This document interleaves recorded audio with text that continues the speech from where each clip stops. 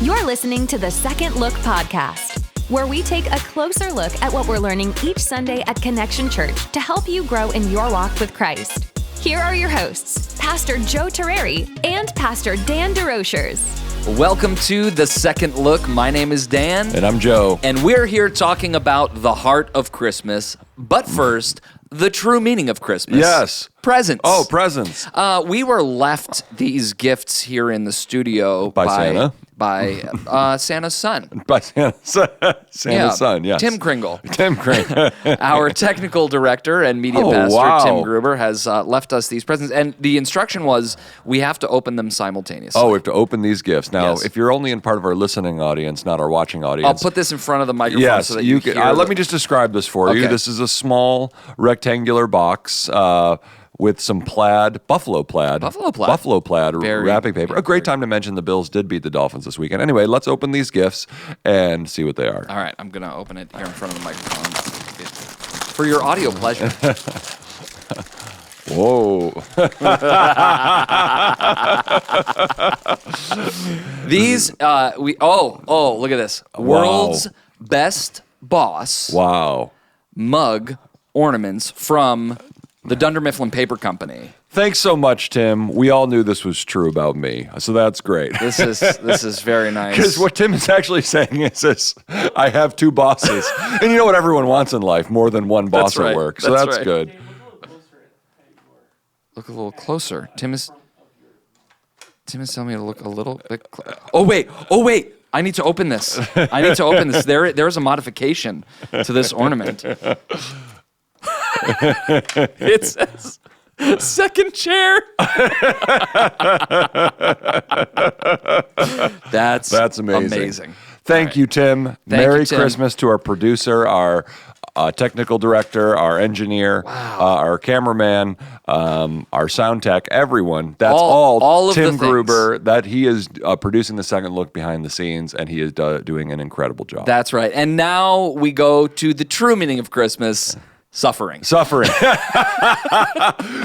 The real upper of a message yesterday about suffering during the holidays, which we all wanted to hear. But it was, man, that message moved me yesterday, Dan. I was super good. There were some moments where I was getting I was walking through a time in my own life where, Cheryl and I and our family continue to walk through some pretty serious challenges with our daughter, Lucy. Yeah. And just to hear about, Jesus being present with us in our suffering and even taking time during the service just to stop and pray for those who are suffering. It was profound in my own life. And, we make jokes about, like suffering in Christmas and ha ha ha. And I think even Tim Deering did a great job just kind of pointing that out. Yeah. But I do think that we're always in danger around the holidays of, as Tim reminded us, of escaping reality. Like the holiday season can be escape from reality, but whatever is still true before the holidays will be still true after the holidays. And so I think sometimes as a way to cope, we just kind of let the holidays be like a pause on our pain. And we think, okay, we're just going to ignore this for a time. But December 26th always comes. Yeah. That first day back to school this year, January 3rd, it always comes. And I think that instead of pretending that our pain's not real and our suffering's not real and that other people aren't hurting and suffering, I think that's just that's actually unwise, and it's actually a sign of immaturity in our lives. And by the way, I've done that in the past, and this year it's like, we've had this ongoing kind of just thing in our life where it's just been like the longest term kind of thing we've walked through.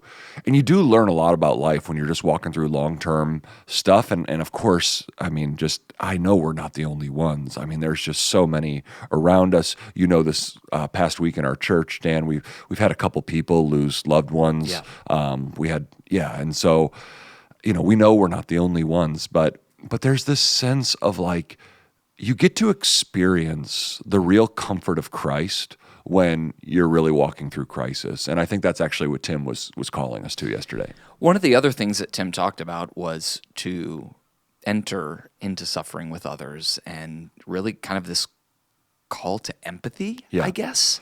Absolutely. And, when I think about the things that we're hearing about and dealing with people losing loved ones and someone that we are close to lost his wife, this week, and people with financial loss and homelessness and just these things that are acute and present and big. Mm-hmm.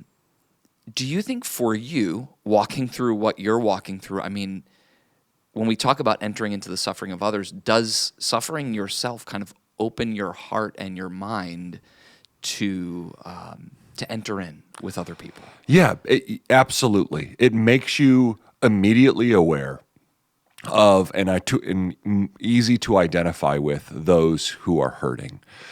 Because I think one of the things Tim said yesterday is we all just want our lives to be as comfortable as possible. Yeah. And discomfort is really where the growth is in our life. Yeah. And comfort is where we all want to be, but there's no growth in comfort. And I'm not saying everyone needs to walk through some kind of life-altering crisis all the time. But there is this sense where if the whole goal of our lives is just easy street, we will consistently distance ourselves from pain. Yeah. And when we are trying to preserve the culture of comfort in our lives, here's what the culture of comfort looks like. I go where I want when I want to go. I get what I want. Nothing is to inconvenience me, and when something does inconvenience me, I make sure I make a huge deal about it. I really don't have time for the weakness and the pain of other people because that'll kind of really infringe on my life. And so when you begin to live your life in a way where comfort is the goal and just like laying on the couch is the goal and kind of having those nice family moments, like just like, do you know what I'm saying? Like when that's just kind of the goal of your life, you actually kind of put blinders on. It's like a horse running a race. Like you become this racehorse with blinders on, and all you see is the finish line and the finish line is selfishness. Yeah. But pain has this way of forcing you to take the blinders off, and it helps you not only to you have to do something with your pain. You either have to medicate it or you have to invite Christ into it. And honestly, just I'll be super real in my own life. Like there's been times where it's far easier to anesthetize and medicate your pain. And people do that through all different kinds of unhealthy ways.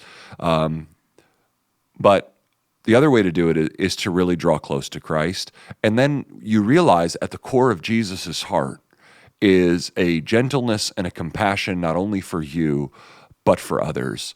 And this tenderization of the heart process stinks. Yeah. But it's so necessary. And man, I feel like I've grown more this year than I have in years past. And, there's a lot of tears, Dan. Yeah. There's a lot of heartache. Man, I feel so, but then when I see people lose loved ones or I see people walking through stuff or people are walking through tough time in our church and they need help, it's just like, oh my gosh, yes. Like, let's be the body of Christ to one another. So, what are some ways for those of us that aren't suffering or maybe don't have acute need? Yeah. How do we start to become more mindful of those around us who are? Because, like, I think about it in terms of, like, when there's a hurricane. I was actually watching this morning, I was watching the forecast for this week and watching some clips of blizzard-like conditions, and I was just thinking about, like, you see those things and you're like, oh, wow, that's awful. And then you forget about it. Yeah. Right? Because it doesn't actually impact you because it's not happening here right now. Power outages in Florida. People that have other things that are happening in their life, like you hear about them and you feel bad for a moment and then you go on with your day. Yeah, so let's talk about that. I think that's a really wonderful thing you're bringing up. So the news is fine. But let's be really honest with one another that you and I are not responsible for cleaning up blizzard damage in Idaho, okay? Yeah. So I think that feeling bad is fine. Not feeling bad is fine. That's not the point. How you feel about pain and suffering and other people is not really the main point here. I love that. I was listening to a podcast once by a guy named John Eldridge. He's an author, and he heard this from someone else, but he said, I think I've shared this on this podcast before, but he said our soul is village-sized, meaning that we don't really have capacity to go down to the depths in mourning and suffering with a lot of people. So for something that's on a grand scale. Yeah, like let me use an example, like the war in Ukraine. When I hear what's happening in Ukraine, when I hear what's happening to women, to children, to the power grid going down, and all the things that they're experiencing in Ukraine, my heart breaks. But I can't do anything about that. Right. I can pray, I can give to organizations, but that's it. Like I can't do much more than feel bad.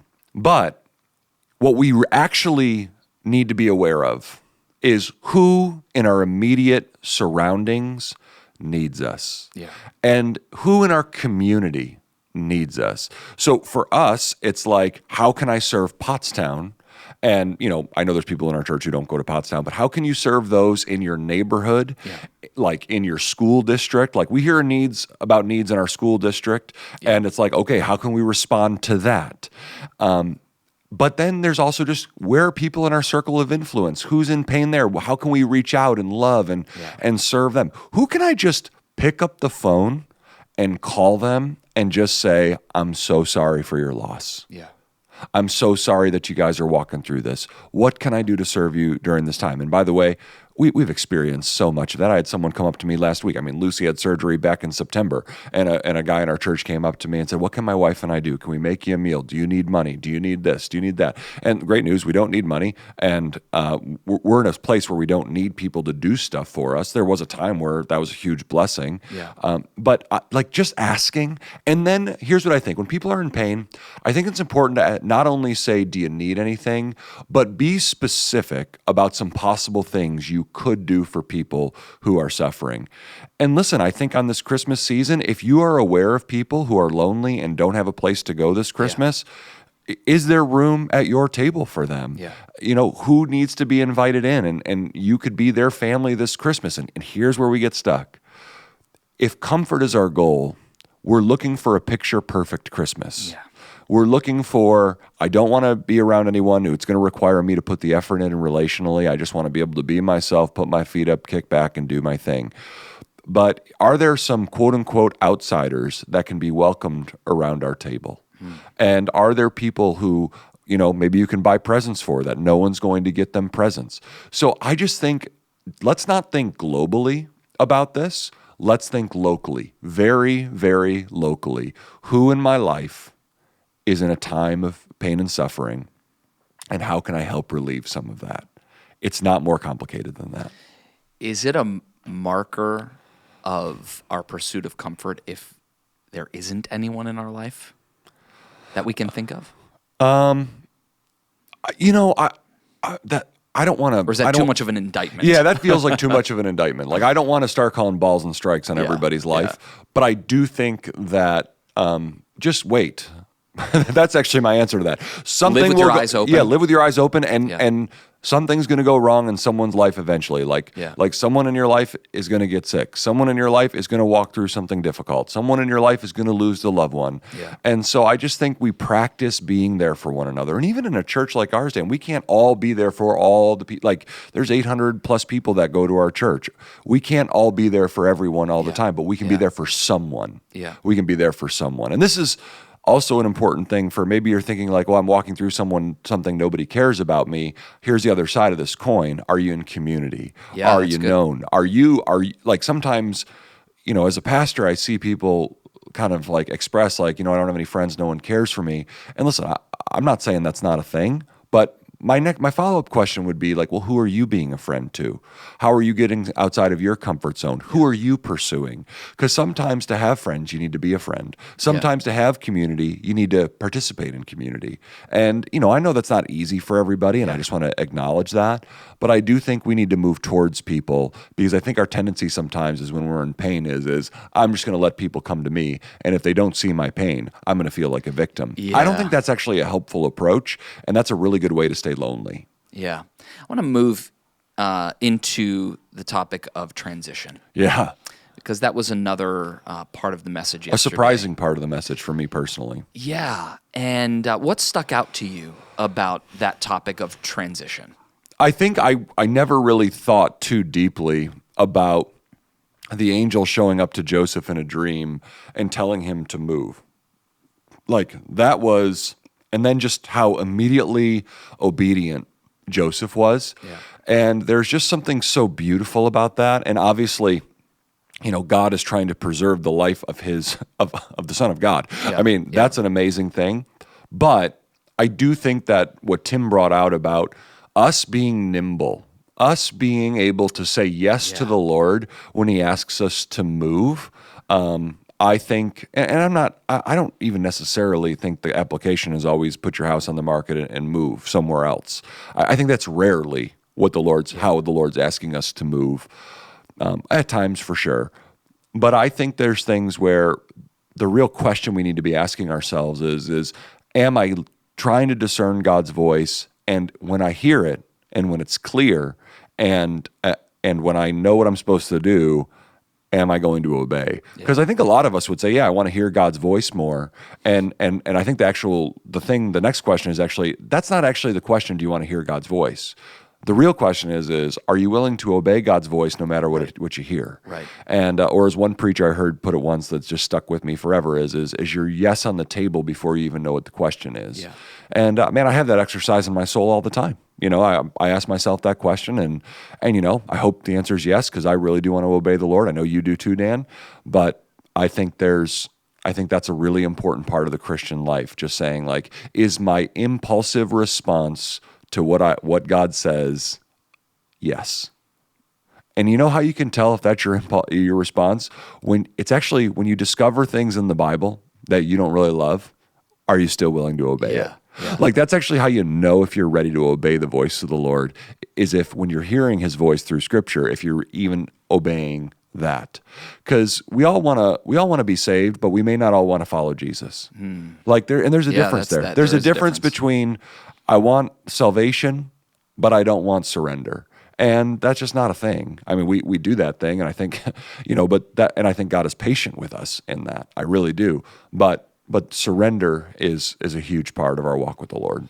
Yeah, and this, when what we see in Mary and Joseph, their moment by moment dependence on God, and them being in transition. And transition is actually like the opposite of comfort. Yeah. Right? Yeah. We had a long season of our life where we were continually in transition. Yes. And a physical transition. Yeah. And career transition and all of those things. And it is not comfortable. Yeah. And you can do nothing else but rely on God. Yeah. Because there's so much unknown. And I think culturally we don't live with a lot of unknown in our lives. Sometimes, especially when we're dealing with suffering, there are times where we have those moments. But one of the things that I love that Tim said was that God uses moments of transition to break us free from things we feel locked into. Yeah. And then the second part of that was He uses those moments to rename us. Yeah. Like Israel, Yep. right? And I've had this happen in my life. In 2013, 2014, before we, as God was calling us into missions, calling us away from our career, there were a number of things. I was operating my life at 110 or 120%. I mean, and right at this time, we were having a baby. Yeah. And there was one particular thing in my life. I was in a band and really enjoyed being in that band, and we recorded an album, and we had rehearsals and those kind of things, and then we had Paisley, and simultaneously we were preparing to go into missions. And this call into missions required me to be stripped away of being part of this band. We were physically moving away, like there was nothing we could do. And I remember thinking about the pain and the grief, the grieving of this beautiful thing being taken from me. And I don't know if it's the truth or just kind of how I came to grips with it, but I realized that something was going to have to give for the sake of my family.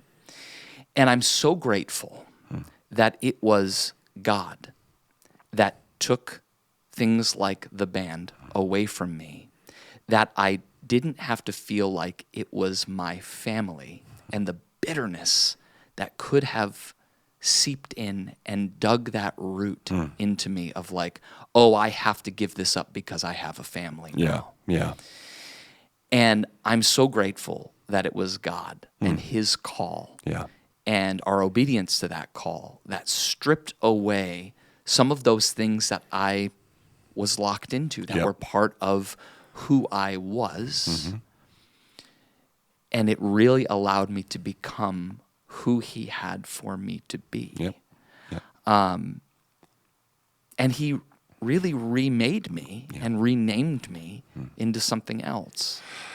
Yeah, and I think what I hear you saying is that until we're really understanding that part of our growth process in life is responding to the times when the Lord is asking us to lay things down. We always think that when he's asking us to lay things down, it's going to get worse. But the nature of sacrifice is that giving up something you love to get something you love more. Yeah, that's good. And so even though you have something that you love a lot, like being part of a band, do you know what you actually love more? It is God. It's like, I want more of God. So it's not actually about family. It's about getting more of God. And I think that, Dan, I think we would say we've been walking with the Lord long enough, not that we're, old and gray yet, but we'll get there. Although gray beard, not gray hair, because I don't have any. But I do think that we'll get to this point where I would say at this point in my life, not that I feel like I've done this a ton, but I do think I know this about the Lord with like 100% certainty. When the Lord asks you to lay things down, when he asks you to move, when you're in times of transition, it's never easy, it's never pleasant, but it's always for our good. And that is part of walking by faith.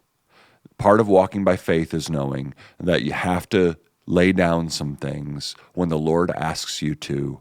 But the lie of Satan is see, God doesn't love you. God doesn't want your good. But the truth is God is always working everything together for my good and his glory. That is just all over the scripture. And so when we think about Joseph waking Mary up in the middle of the night, packing Jesus packing Jesus up in the camel seat and getting out of town, like it is an amazing moment just to say, like, you're giving up something good, which is comfort, familiarity, a place to stay, and then you're going to another country not knowing where you're going to land. I mean, that's an amazing thought.